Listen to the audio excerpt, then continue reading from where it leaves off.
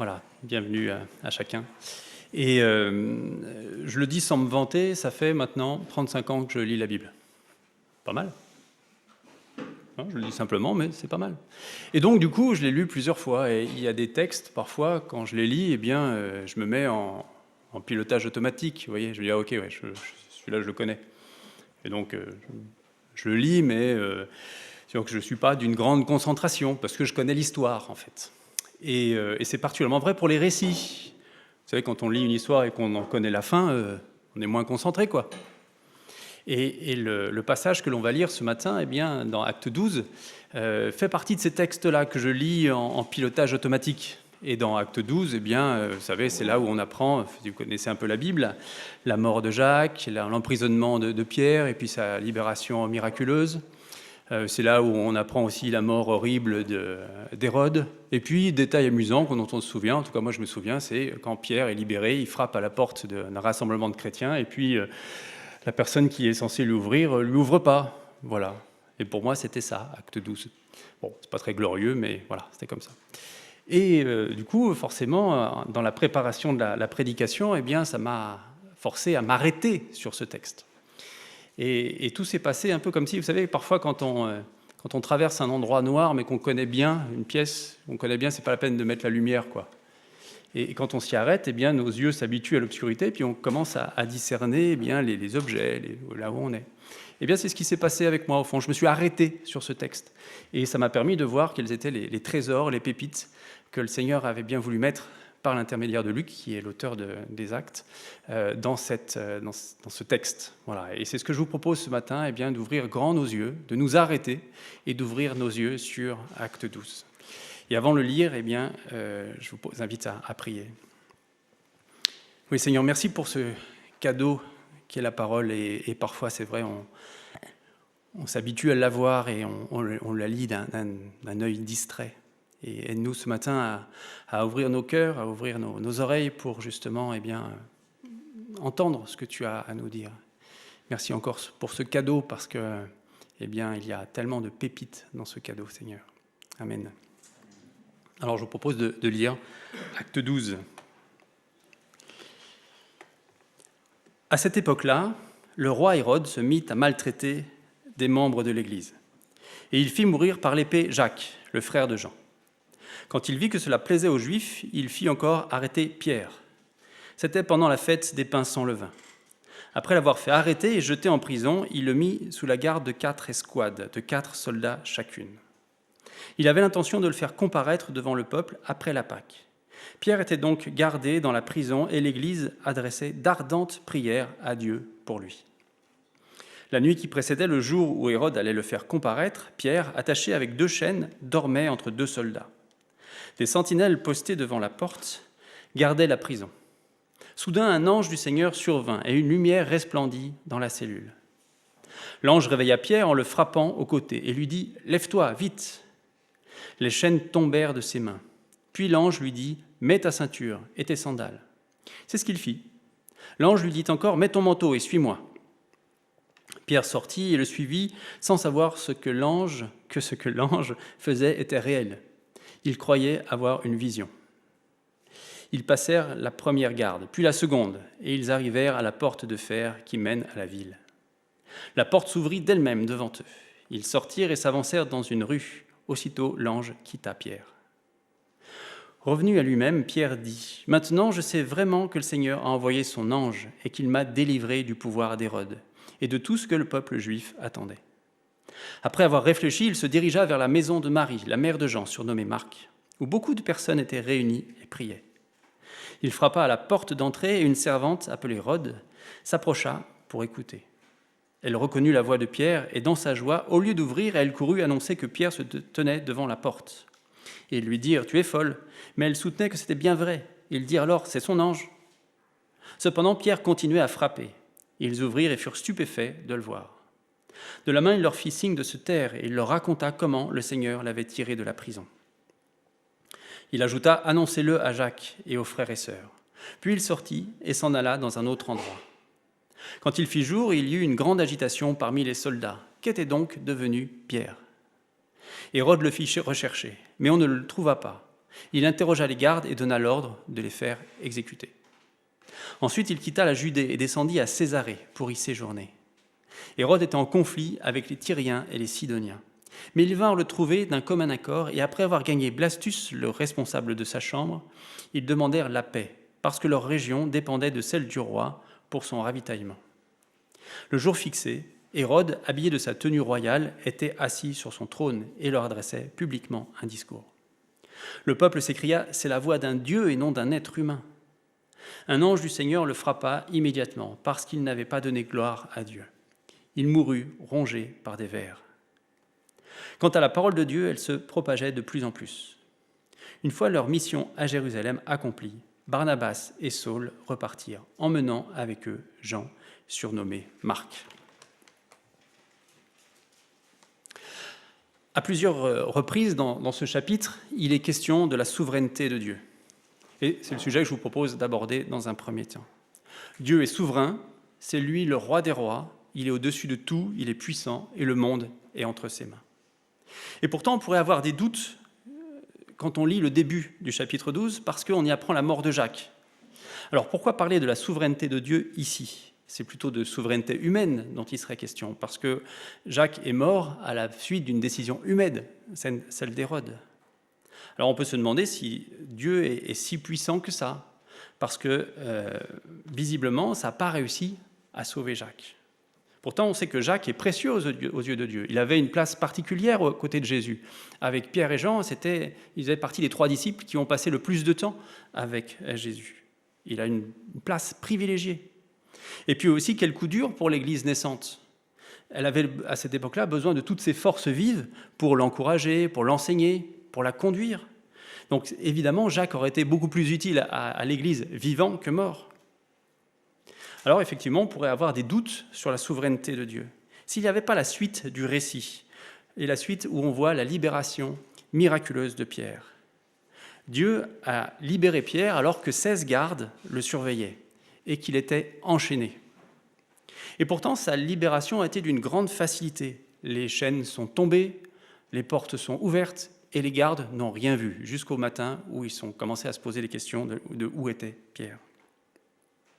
Et visiblement, le plus difficile dans cette libération, au fond, pour l'ange, ça a été de réveiller Pierre, qui visiblement dormait bien malgré le contexte. Donc si Jacques est mort, ce n'est pas parce que Dieu a été incapable de le sauver, mais parce qu'il n'a pas souhaité le faire. Alors ça soulève une question gênante. Pourquoi Pierre et pas Jacques ? Pourquoi sauver l'un et pas l'autre ? Et la différence de traitement entre Pierre et Jacques pourrait même être choquante au fond. Les deux ont été arrêtés par Hérode, sur une décision d'Hérode. L'un meurt par l'épée et l'autre est libéré miraculeusement. Et même la manière dont Luc traite les deux situations peut paraître choquante. Regardez par rapport à ce que dit Luc à propos de Jacques. Pour Jacques, on a juste un verset. Il fit mourir par l'épée Jacques, le frère de Jean. C'est tout. On n'a que quelques mots sur la mort de Jacques, alors que Jacques, bien sûr, c'est pas n'importe qui, juste un verset. Alors que l'on dispose de plein de détails qui nous relatent la libération de Pierre et puis donc la manière dont il est sorti de prison. Que Dieu ait laissé mourir Jacques alors qu'il aurait été utile à l'Église est vraiment un mystère. Et le premier enseignement, au fond, qu'on peut tirer de ce passage est que Dieu est souverain et que l'on ne comprend pas toutes ses décisions, car elles sont tout simplement incompréhensibles pour nos esprits humains. Il y a un autre sujet d'incompréhension dans ce passage, c'est au fond, pourquoi Dieu laisse-t-il l'Église être maltraitée par Hérode ? Ok, ça a permis la dispersion ou la diffusion de l'Évangile par la dispersion des chrétiens, et on a vu ça la semaine dernière avec André, avec la fondation de l'Église d'Antioche, qui est bien au nord de Jérusalem. Et les chrétiens ne seraient pas allés jusqu'à Antioche s'ils n'avaient pas été persécutés par les Romains. Mais franchement, il n'y aurait pas eu un autre moyen plus doux pour l'Église que la persécution pour que l'Évangile se diffuse ? Pourquoi Dieu ne prend-il pas soin des chrétiens comme il a pris soin de Pierre ? Et encore, quand je dis prendre soin de Pierre, il ne lui a quand même pas empêché d'être arrêté, il ne lui a pas empêché d'être enchaîné. Et puis, vous voyez comment Dieu a attendu la dernière nuit pour intervenir miraculeusement.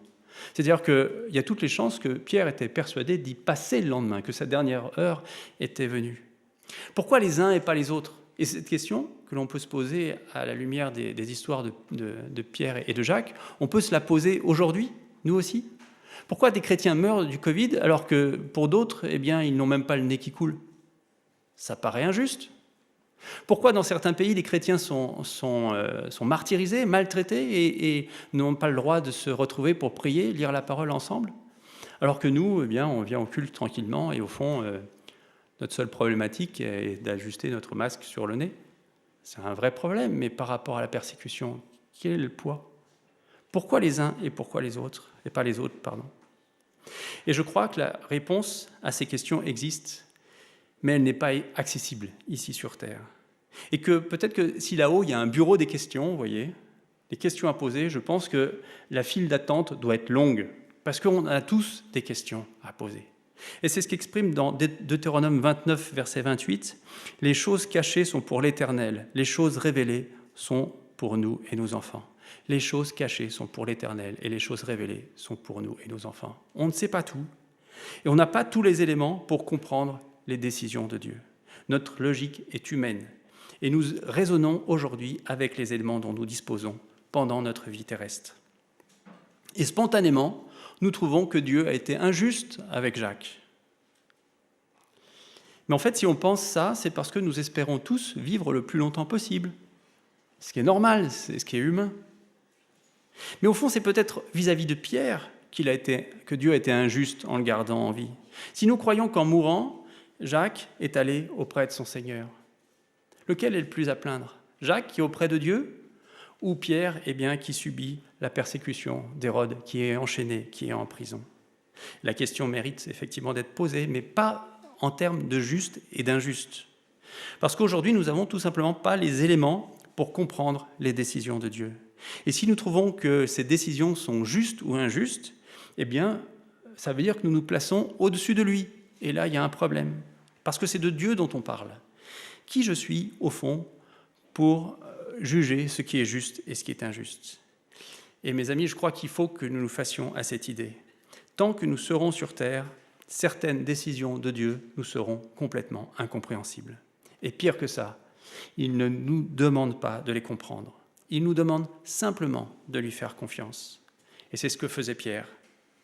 Il dormait. Je pense que si nous avions été à sa place, je suis même très fatigué, vous voyez, sachant qu'on allait probablement mourir le lendemain, je ne suis pas sûr qu'on aurait trouvé le sommeil. Voyez. Peut-être même qu'on aurait eu de la rancune contre Dieu par rapport à cette situation. Pierre dort. Il aurait pu prier quand même, non? Enfin, je veux dire, ça aurait fait un peu mieux dans le texte, quoi. On aurait imaginé Pierre à genoux en priant, enfin, ça aurait eu de l'allure. Non, Pierre dort. Et l'ange arrive et une lumière resplendit dans la cellule et Pierre tombe à genoux et il met en prière. Non, toujours pas. Pierre dort. Et il faut même que l'ange le frappe au côté pour le réveiller. Et le luxe de détails donné ici me touche. Pourquoi? Parce qu'on a parfois l'impression que ces détails n'apportent rien au récit. L'ange réveille Pierre en le frappant au côté. Il lui dit de mettre sa ceinture, il lui dit de mettre son manteau, il lui dit de mettre ses sandales. Vous percevez un peu le contraste? Un ange est là, il a traversé les murs, il a traversé les portes, c'est évidemment un miracle. Et Luc nous dit comment il réveille Pierre en le poussant un peu au côté. Et il lui dit de ne rien oublier, de mettre ses sandales, sa ceinture, son manteau. Un peu comme un enfant qui part à l'école, quoi, de n'oublie rien, quoi. Vous voyez un peu le contraste? De quoi s'occupe l'ange? Franchement, est-ce que c'est important pour nous de savoir tout ça, d'avoir tous ces détails-là pratiques? Est-ce que ça nous aide à mieux connaître Dieu? Et la réponse est évidente. La réponse est oui. Parce que dans la Bible, tous les mots comptent. Et si parfois il y a des mots dont je ne connais pas ou je ne comprends pas la présence, ça veut dire que je n'ai pas encore compris pourquoi ils étaient là. Mais tous les mots comptent. Et ces détails me touchent parce que pour moi, ils montrent comment le divin rejoint l'humain. Dieu est souverain. Et il ne nous demande pas de chercher à comprendre toutes ses décisions, mais il nous embarque dans ses projets. Et Pierre a une mission que Dieu lui a confiée, et cette mission n'est pas terminée. Dieu a préservé sa vie pour que Pierre puisse continuer, poursuivre cette mission. Et puis il aurait pu Dieu libérait Pierre autrement, avec un miracle encore plus spectaculaire. Il aurait pu le transporter, profiter de son sommeil pour le téléporter de la prison à dehors, vous voyez. Ça n'aurait pas été un problème pour Dieu, ça aurait été tout à fait possible. Il aurait créé un nouveau manteau, des sandales, enfin bref, il aurait pu l'habiller. Bref, un miracle encore plus puissant que l'ange. Et nous oublions parfois que Dieu a créé l'univers. Il a créé l'infiniment petit à l'infiniment grand. Que pour lui, transporter un corps d'un point A à un point B, ce n'est pas un problème. C'est lui qui a créé les lois de la physique, de la chimie, de la biologie. Il peut tout, ce n'est pas un problème. Mais ce n'est pas comme ça que Dieu procède. Dieu nous a rejoints dans notre condition humaine. Ok, il envoie un ange, et ça, c'est de l'ordre du divin. Mais il faut réveiller Pierre, lui dire de mettre son manteau, de lui dire de mettre ses sandales, et ça, c'est de l'ordre de l'humain. Pierre a du mal à croire à ce miracle. Alors il pense à une vision. Et la réaction de Pierre est très humaine. Et la réaction de Dieu, l'action de Dieu est très divine. Et chacun est à sa place. Et les deux se rejoignent dans cette cellule, dans un lieu que l'on ne penserait pas être à la hauteur pour qu'un ange et un homme se rencontrent. Dieu vient nous chercher là où nous sommes. Et le boulot de l'ange, si je puis dire, était de sortir Pierre de sa cellule. Et une fois dehors, eh bien, l'ange disparaît, comme s'il lui disait maintenant, voilà, c'est à toi de jouer. Et Pierre doit réfléchir à ce qu'il doit faire. Et c'est dit au verset 12. Il réfléchit, bon, maintenant que je suis là, qu'est-ce que je fais? Et ça, c'est sa part de responsabilité. Donc oui, la souveraineté de Dieu est incontestable. Et parfois, elle est incompréhensible, mais toujours accessible à celui qui reconnaît sa souveraineté. Reconnaître la souveraineté de Dieu pourrait nous en éloigner. En prenant conscience que Dieu est souverain, nous pourrions fuir, nous éloigner de sa puissance. On pourrait se détourner de lui en se disant « il est trop loin, ça ne vaut même pas la peine de s'intéresser à lui ». Prendre conscience de la souveraineté de Dieu me pousse, par contraste, à me rendre compte à quel point je suis par nature loin de lui. Mais comprendre malgré ça que Dieu se rend accessible, eh bien je ne peux que courir vers lui. Pierre a été rejoint par l'ange dans sa cellule et ses chaînes sont tombées. Ça nous paraît extraordinaire, mais nous, aujourd'hui, nous vivons un miracle encore plus extraordinaire. C'est Christ lui-même, le Fils du Dieu vivant, qui nous rejoint et qui fait tomber nos chaînes du péché. La porte de notre prison de péché s'est ouverte. Nous sommes libres et nous pouvons rejoindre le Père. La souveraineté de Dieu nous est rendue accessible par Christ. Et ça, c'est un miracle encore plus extraordinaire que la présence de l'ange dans la cellule. La souveraineté de Dieu s'exprime aussi par sa justice. Et elle se manifeste clairement dans ce chapitre des Actes. Le chapitre commence par « À cette époque-là, le roi Hérode se mit à maltraiter les membres de l'Église. Il a tué Jacques, il a enfermé Pierre, et il a probablement commis d'autres exactions contre l'Église. Et ces actes montrent qu'il ne reconnaissait ni l'autorité ni la souveraineté de Dieu. Et la conséquence est qu'il en est mort, d'une mort surnaturelle et horrible. Il mourut rongé par des vers. Et vous avez remarqué à quel moment Dieu a frappé Hérode? Il l'a frappé au moment où Hérode a voulu impressionner les Tyriens et les Sidoniens, au moment où il s'est pris pour Dieu, et on peut le lire au verset 23. Un ange du Seigneur le frappa immédiatement, parce qu'il n'avait pas donné gloire à Dieu. Pour impressionner son auditoire, Hérode s'est doté de tous les attributs du pouvoir, la tenue royale, le trône, le discours. Il utilise tous les signes extérieurs du pouvoir, au point que le peuple qui l'écoute se dit que ce n'est plus un humain, mais qu'il se prend pour Dieu. Et c'est à ce moment-là, quand il a cru prendre la place de Dieu, que Dieu l'a frappé. Et on aurait pu penser que Dieu frappe Hérode dès le moment où il a commencé à maltraiter l'Église. Vous voyez, ça aurait préservé sans doute des vies. Mais même des personnes avec le cœur aussi noir eh bien, bénéficient de la patience de Dieu. Même si cette patience a un prix pour Dieu, parce que ça a coûté la mort de Jacques, ça a coûté les persécutions de l'Église. Mais face aux Tyriens et aux Sidoniens, quand Hérode s'est pris pour Dieu, alors la patience de Dieu a atteint ses limites et il a été frappé. Cette mort surnaturelle nous montre ce qui attend ceux qui contestent l'autorité de Dieu. Dieu a exercé sa justice. C'est un sujet délicat parce que ça peut donner l'image d'un Dieu vengeur. Ça peut donner l'image d'un Dieu qui cherche justement à faire valoir son bon droit. Mais c'est en fait une conséquence de l'orgueil de l'homme de se prendre pour Dieu en contestant sa souveraineté. Et ce n'est pas dû à la méchanceté de Dieu. C'est l'orgueil d'Hérode, c'est sa soif de pouvoir qui l'ont poussé à se prendre pour Dieu et par conséquent à maltraiter les chrétiens. Les chrétiens n'avaient pas les moyens de se sortir de cette situation. Ils n'avaient pas les moyens de se faire justice eux-mêmes. C'était trop dangereux pour eux. Mais Dieu l'a fait pour eux. Et souvenons-nous que la justice de Dieu passe toujours lorsque nous constatons ou vivons des injustices. Et ne nous prenons pas pour Dieu et laissons-le agir et se faire justice lui-même. Et pour illustrer ce point, je vous propose de lire le psaume 75, dont j'ai extrait un verset ici. Psaume 75. « Nous te louons, ô Dieu, nous te louons. Ton nom est dans nos bouches. Nous proclamons tes merveilles. Au moment que j'aurai fixé, c'est Dieu qui parle, je jugerai avec droiture. La terre tremble avec tous ceux qui l'habitent, mais moi, j'affermis ses piliers. Je dis à ceux qui se vantent, ne vous vantez pas, et aux méchants, ne levez pas la tête. Ne levez pas si haut votre tête, ne parlez pas avec tant d'arrogance. Car ce n'est ni de l'Est, ni de l'Ouest, ni du désert que vient la grandeur. En effet, c'est Dieu qui juge. Il abaisse l'un et il élève l'autre. Il y a dans la main de l'Éternel une coupe où fermente un vin plein de liqueur mêlée. Il en verse et tous les méchants de la terre boivent. Il vide la coupe jusqu'à la lie. Quant à moi, je ne cesserai d'annoncer cela. Je chanterai en l'honneur du Dieu de Jacob. J'abattrai toutes les forces des méchants. Mais les forces du juste seront relevées. Et Dieu nous dit par ce psaume au verset 3, « Au moment que j'aurai fixé, je jugerai avec droiture. » Et c'est ce que Dieu a fait avec Hérode. Il l'a frappé au moment fixé.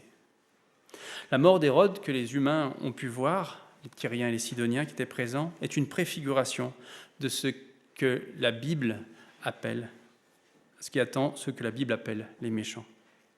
Et avec Hérode, nous avons l'archétype d'un méchant. Nous avons la caricature d'un méchant. Et je vous propose de nous intéresser à lui dans la prochaine partie parce que son comportement est si caricatural qu'il nous aide à savoir à quoi ressemble un méchant.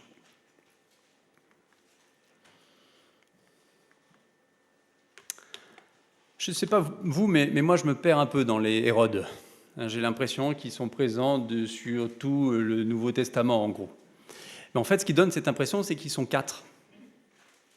Et celui dont on parle ici, dans Acte 12, s'appelle Hérode Agrippa Ier. Et il y a eu Hérode le Grand, qui était son grand-père. C'est lui qui a fait assassiner les nouveau-nés de Bethléem au moment de la naissance de Jésus. Il y a aussi Hérode Antipas, qui est son oncle, et lui, il a été impliqué dans la mort de Jean-Baptiste et dans le procès de Jésus. Donc, Hérode Agrippa Ier, qui est celui dont on parle ici, dans Acte 12, c'est lui, comme on l'a vu, qui a fait mourir l'apôtre Jacques. Il est mort en 44 et il a pris son pouvoir en l'an 37. Et puis, ça ne s'arrête pas là, puisque il y a son fils, Hérode Agrippa II, qui, lui, a été l'un des juges de Paul. Quelle famille! Ce qui est étonnant, c'est qu'il n'y a eu aucun progrès d'une génération à l'autre. Voyez. Et ils sont d'une constance remarquable. Une constance remarquable dans l'endurcissement du cœur. C'est un refus complet et absolu de croire en la souveraineté de Dieu et de croire que Jésus est le Messie, Fils de Dieu. Pourtant, vous avez vu qu'ils ont eu l'occasion de rencontrer, ces 4 Hérodes-là. Ils ont rencontré Jésus lui-même, ils ont rencontré Jean-Baptiste, ils ont rencontré Paul, ils ont rencontré les apôtres. Et malgré ces personnes-là, aucun d'entre eux n'a réussi à convaincre un Hérode de la souveraineté de Dieu. C'est vraiment que leur cœur était endurci. Avoir un cœur endurci, ne pas reconnaître la souveraineté de Dieu est la première caractéristique d'un méchant. Et vous voyez que ça englobe déjà pas mal de monde. Ça signifie que selon la Bible, on peut être considéré comme un méchant sans forcément avoir un comportement, un caractère de méchant. Il suffit de ne pas croire que Dieu est Dieu et de ne pas reconnaître sa souveraineté. Et là encore, ça fait beaucoup de monde. En plus, je pense que ceux d'entre nous qui pensons ne pas avoir un caractère de méchant, je pense qu'ils se trompent, que nous nous trompons. Parce qu'il suffit de parler de colère, il suffit de parler d'impatience, et tout de suite, eh bien, on est pas mal à faire partie de la catégorie des méchants, vous voyez, et moi avec eux. Et nous sommes bien souvent des méchants qui nous ignorons. Alors regardons comment un expert en méchanceté, Hérode, exerce son règne. Et peut-être que nous allons découvrir des points communs avec nous. Hérode est le roi, et il cherche à avoir la paix dans son royaume, ce qui est un objectif légitime pour un roi. Mais c'est intéressant de voir comment il s'y prend, parce qu'il utilise principalement 2 leviers. Le premier, celui de la séduction. Alors peut-être qu'aujourd'hui on le qualifierait de populiste, vous voyez, s'il était un homme politique contemporain. Et l'un de ses objectifs était de plaire aux Juifs. Et au moment de ce récit, eh bien, c'est la fête des pains sans levain. C'est une fête qui dure toute une semaine, et la première journée de cette semaine, c'est la fête de Pâques. Ça veut dire que beaucoup de Juifs étaient venus à Jérusalem, et que toutes les actions ou les décisions que prenait Hérode à ce moment-là, eh bien, étaient vues par les Juifs, parce que, encore une fois, eh bien, beaucoup étaient présents à Jérusalem. Donc quand il a fait tuer Jacques, il a constaté que ça avait été bien accueilli par les Juifs, et c'est ce qu'on voit au verset 2. Et donc, pour lui, c'est le bon moment, comme beaucoup de Juifs sont présents, de poursuivre dans cette voie. Et si la mort de Jacques plaît aux Juifs, c'est que le nombre de chrétiens augmente, et ça commence à les inquiéter sérieusement. Alors, toutes les actions qui peuvent réduire la diffusion de l'Évangile, eh bien, est vue d'un bon œil de la part de la communauté juive. Et donc Hérode, après avoir fait tuer Jacques, fait aussi arrêter Pierre, avec l'intention de le tuer. Ça, on le voit au verset 3. Et tout ça avec l'objectif de plaire aux Juifs. Donc le premier moyen qu'Hérode utilise pour gouverner est la séduction, qui est une forme de manipulation. Et la manipulation, il l'utilise également pour imposer son autorité aux Tyriens et aux Sidoniens. Vous voyez, la partie colorée, c'est le royaume qu'Hérode a sous sa responsabilité. Et puis Tyr et Sidon sont des villes qui sont plus au nord, voilà, entourées avec le cercle rouge. Et pour que ces villes soient approvisionnées, ravitaillées en nourriture, eh bien, il fallait que la nourriture passe par le royaume gouverné par Hérode. Ça veut dire que les Tyriens et les Sidoniens avaient intérêt à ce qu'ils soient en paix et avoir des relations paisibles. Et on remarque aussi que ces 2 villes étaient en dehors de la responsabilité, en dehors du royaume d'Hérode, et donc qui n'étaient pas gouvernées par lui.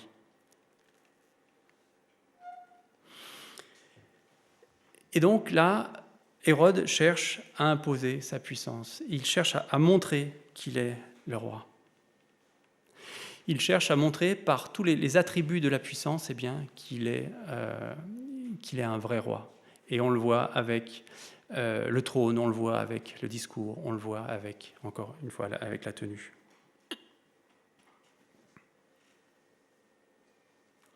Le deuxième moyen avec lequel Hérode dirige est la force et la violence. Et on le voit bien entendu avec le meurtre de Jacques. On le voit aussi avec l'arrestation de Pierre et avec son intention de le tuer.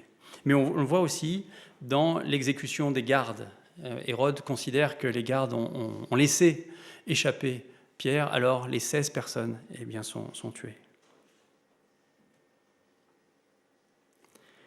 Le pire, c'est qu'il n'avait pas besoin, Hérode, de ces stratagèmes pour asseoir son autorité de roi. Il avait pas besoin de ça. Pourquoi ? Parce que, eh bien, il avait été nommé par les empereurs romains. Et malgré tout, il a cherché à plaire, il a cherché à s'imposer par ses propres moyens. C'était le cas vis-à-vis des Juifs, c'était le cas aussi vis-à-vis des habitants de Tyr et de Sidon. Il voulait plaire, il voulait s'imposer. Il a choisi la manipulation et la violence pour le faire. Vous voyez, dans cette carte, vous avez plusieurs couleurs. Et on voit qu'en vert, donc la partie droite, là, c'est le royaume. Alors c'est l'empereur romain qui a nommé Hérode roi, je l'ai dit, et c'est cet empereur romain qui a donné le royaume à Hérode. En vert, c'est Caligula. Hérode a reçu le royaume en 37. En rose, son territoire a augmenté, puisque c'est Caligula aussi qui, en 39, a donné le pouvoir sur cette partie-là, donc Galilée et Pérée qu'on voit sur la carte. Et en jaune, eh bien, ça a été donné par Claude. Entre-temps, Caligula avait été assassiné en 41. Et donc, pendant ce récit, on est dans ce type de royaume, avec cette surface-là. Et tout ça pour dire que, vous voyez, Hérode n'avait pas besoin d'en rajouter en termes de puissance. Il avait déjà toute la légitimité, toute la puissance nécessaire pour gouverner tranquillement, sans avoir besoin d'en rajouter par la violence ou la manipulation. Pardon. Mais ça n'a pas suffi. Il a voulu plaire, il a voulu s'imposer par lui-même. Et encore une fois, il a choisi la violence et la manipulation. Et la manière dont Hérode exerce le pouvoir est à l'image du cœur de l'homme.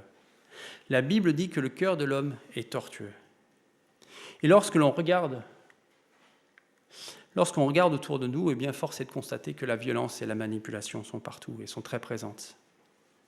Et elles ne sont pas, bien sûr, que le propre d'Hérode. Et qu'est-ce qu'il en est pour nous, au fond ?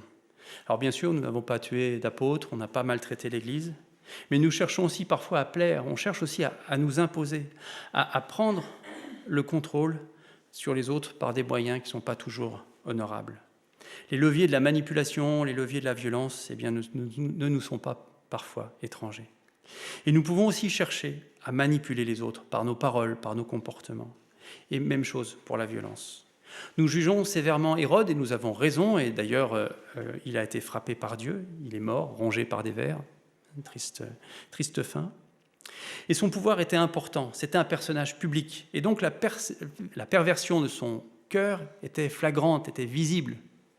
Mais qu'en est-il pour nous qui n'avons pas justement le même pouvoir ? C'est une bonne réflexion que chacun peut avoir.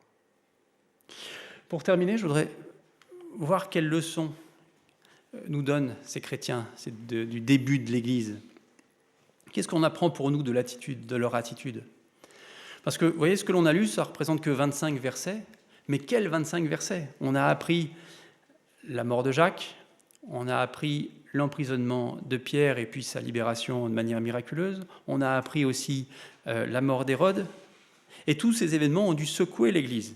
Et on ne se rend sans doute pas compte, nous, à quel point. Parce que même si nous avons l'impression que la période n'est pas facile, ça n'a rien à voir avec ce qu'ont vécu les chrétiens de cette époque-là.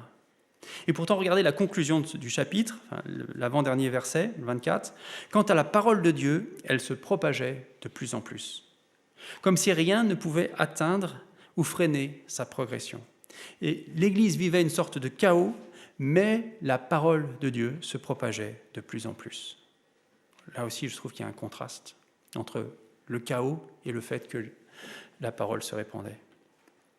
Et malgré les circonstances, le fait que la parole se répande devait être un sacré encouragement pour les chrétiens de l'époque. Alors, comment ils se comportaient, ces chrétiens, pendant cette période de chaos ? Et sans surprise, on retrouve ce duo incontournable. Persévérance dans la prière communautaire et confiance en Dieu. Alors, je ne vais pas particulièrement développer ces points, il mériterait de l'être, j'ai déjà dit beaucoup de choses, mais c'est des choses qui sont très importantes. Persévérance de l'Église qui continue de se rassembler pour prier, malgré la mort de Jacques, malgré les risques. Ils auraient pu être découragés de ce qui lui était arrivé. Ils auraient pu se dire, mais à quoi bon prier ? De toute façon, ça n'a servi à rien. Pierre a été emprisonné, Jacques a été tué. Non, ils ont continué à prier. Et peut-être que si Pierre réussissait à dormir, c'est parce qu'il savait que beaucoup de personnes priaient pour lui. On le voit au verset 12. Et là, il y a comme une répartition des rôles. Pendant que l'un est au cœur de l'épreuve, Pierre, d'autres prient. Et peut-être que vous avez vécu des situations où vous étiez trop fatigué, malade, souffrant, pour même avoir la force de prier. Et de savoir que l'Église priait pour vous, ça a été quelque chose de réconfortant. Et la solidarité de l'Église dans la prière, par la prière, est quelque chose d'essentiel. Persévérance dans la prière et confiance en Dieu. Confiance de Pierre qui dormait, malgré l'épreuve, et probablement l'imminence de sa mort. Confiance des chrétiens qui priaient. Prier avec confiance et pourtant être surpris que Dieu réponde. Et cette ambiguïté-là, je trouve qu'elle nous rassemble tellement.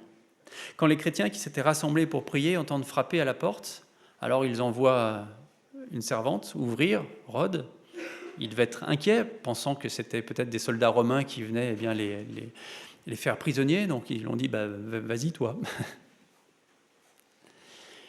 Hérode était tellement surprise que Pierre soit là qu'elle en a oublié, comme j'ai dit dans l'introduction, d'ouvrir la porte.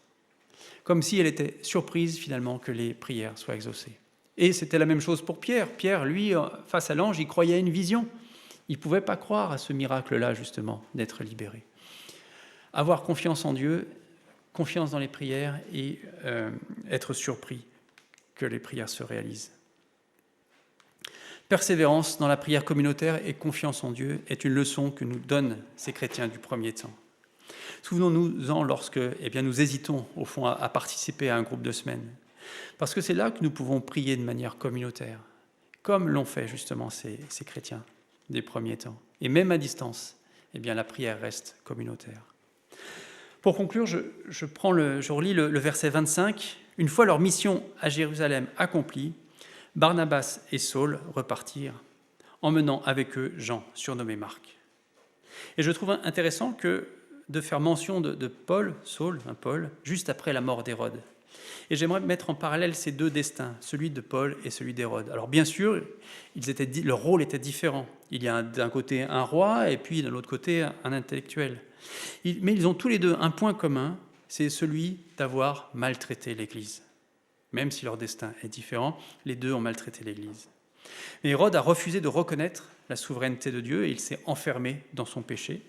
Paul, lui, a reconnu la souveraineté de Dieu, a baissé la tête, a demandé pardon et a accepté le pardon de Dieu pour avoir persécuté son Église. Bien sûr, leur histoire est différente et Hérode n'a pas été saisi comme Paul sur le chemin de Damas. Mais tout de même, il a eu de nombreuses occasions de reconnaître la souveraineté de Dieu. Hérode a cherché à s'imposer et à plaire par lui-même en ayant recours à la manipulation et à la violence. Paul a laissé Dieu agir parce qu'il a compris qu'il avait été choisi par le roi des rois. Hérode est mort de façon horrible, frappé par l'Éternel, alors que Paul, lui, s'est réconcilié avec Dieu, ce qui lui donnait la paix et la joie, malgré les circonstances. Comme Paul, nous avons été appelés, ou nous sommes appelés par Christ lui-même.